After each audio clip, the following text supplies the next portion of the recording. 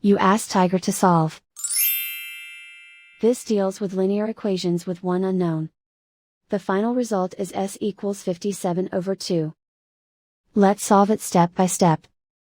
Simplify the expression. Find the greatest common factor of the numerator and denominator. Factor out and cancel the greatest common factor. Group like terms. Convert the integer into a fraction. Combine the fractions. Combine the numerators.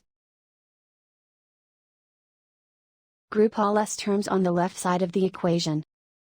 Subtract 3/2s from both sides. Group the coefficients.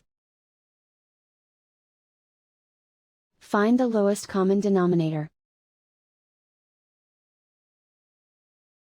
Multiply the denominators. Multiply the numerators. Combine the fractions. Combine the numerators. Group like terms. Combine the fractions. Combine the numerators.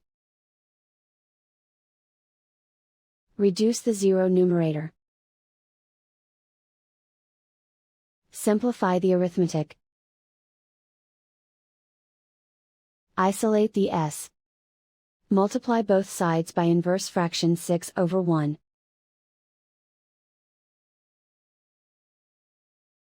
Group like terms. Multiply the coefficients.